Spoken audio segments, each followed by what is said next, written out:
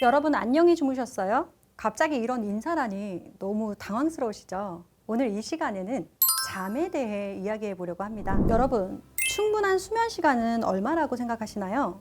미국의 발명가이자 G사의 창립자 토마스 에디슨은 이렇게 말했다고 합니다. 잠은 인생의 사치입니다. 하루에 4시간이면 충분해요.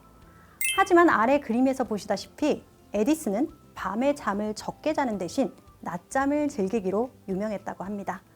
이 토마스 에디슨은 특허수가 1000종이 넘을 정도의 뛰어난 발명가로 알려져 있는데요. 잠이 인생의 사치라고 하였던 그 역시도 아이디어가 생각나지 않을 땐 종종 작업대에 눕거나 의자에 앉아 낮잠을 청했다고 합니다. 그는 휴식을 경함 잠깐의 낮잠에서 발명에 관한 중요한 영감의 끈앞을 잡곤 했다고 합니다. 이렇듯 낮잠이든 밤에 취하는 숙면이든 잠은 우리에게 꼭 필요한 중요한 활동입니다. 특히 공부량이 많고 두뇌를 많이 써야 하는 수험생의 경우 그 누구보다 숙면이 절실하게 필요합니다. 하지만 2022년 여성가족부에서 발표된 청소년 통계에 의하면 우리나라 고등학생의 평균 수면 시간이 5.8시간에 불과한다는 것으로 조사되었습니다. 이 조사에서 청소년의 수면 부족의 주요 원인은 사교육에 따른 수면 시간 부족과 온라인 게임 등으로 분석되었습니다. 평일 11시 이후에도 학원에서 공부하는 청소년들이 다수 있다고 하는데요. 그나마 게임을 한다고 잠을 자지 않는 아이들은 부모님이 빨리 자라고 재촉도 하시지만 한편으론 많이 속상하지만 공부하느라 잘 수 없는 우리 아이들을 볼 때는 어떠신가요? 혹시 흐뭇한 웃음을 짓고 계시지는 않으신가요? 사당 오락, 잠을 포기해야 목표에 가까이 갈 수 있을 거라고 생각하는 분들이 아직도 많이 계실 거라고 생각합니다. 일시적으로 줄이는 것이 가능한지 몰라도 잠이라는 건 무작정 줄일 수 있는 영역이 아닙니다. 지금부터 그 이유를 설명드리겠습니다.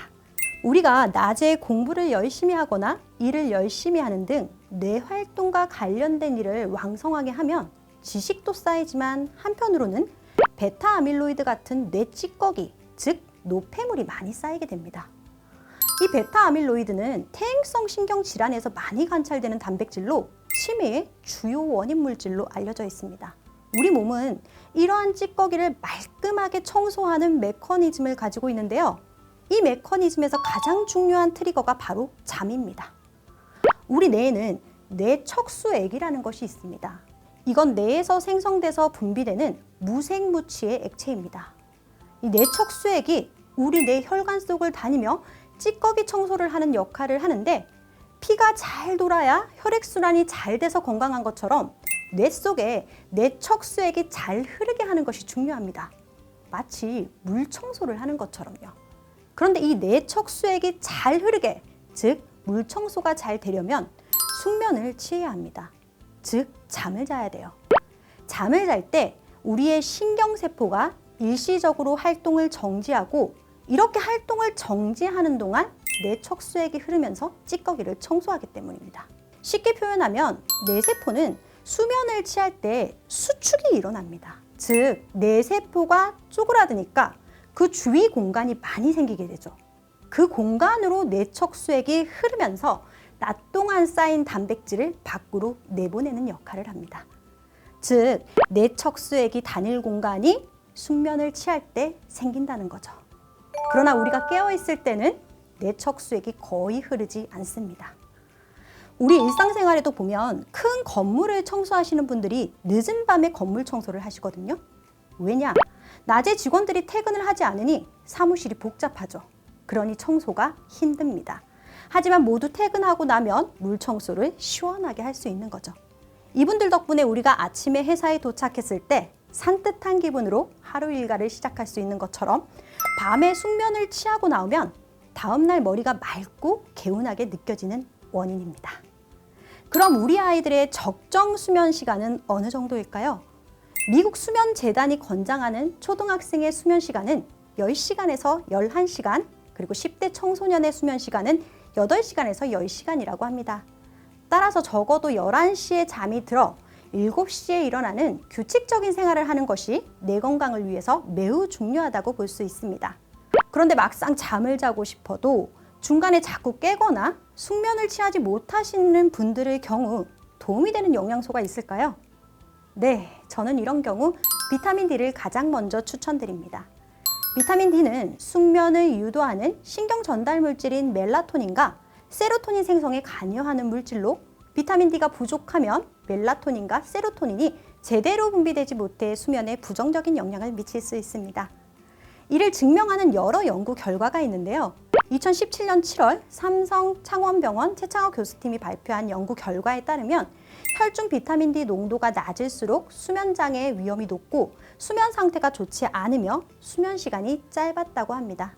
또한 하버드대 보건대학 연구진 역시 비타민 D가 부족할 경우 불면증이 생길 수 있으며 비타민 D를 섭취하는 것만으로도 수면의 질이 향상될 수 있다고 발표했습니다.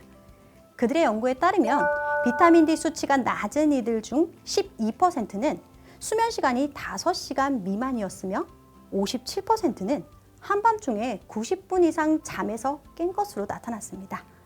두 번째 추천드릴 수 있는 영양소는 마그네슘입니다. 마그네슘은 인체의 생리활성에 없어서는 안 될 매우 중요한 무기질입니다. 이 수면 호르몬인 멜라토닌이 생성되는 과정에서 마그네슘이 충분히 공급이 되어야 하므로 섭취가 부족하지 않은지 살펴보시는 것이 중요합니다. 이 마그네슘과 함께 칼슘 역시 수면에 도움이 되는데요. 칼슘은 신경을 안정시키는 역할을 하므로 저녁에 섭취하시면 더욱 도움을 줄 수 있습니다. 마그네슘, 비타민 D, 칼슘 외에 숙면을 위한 생활 습관으로는 야식 섭취를 줄이는 것이 도움이 될 수 있습니다. 야식을 섭취하는 것은 수면의 질을 낮추며 수면에 관련된 멜라토닌의 분비가 제대로 이루어지지 않게 하므로 야식을 피하고 정해진 시간에 식사해야 하며 야식 습관이 고치기 힘들다면 일찍 잠자리에 들 것을 추천드립니다.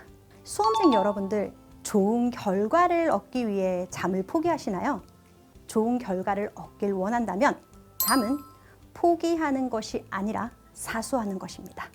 오늘 하루도 숙면을 취해 하루 쌓인 찌꺼기를 청소하시길 바랍니다. 감사합니다.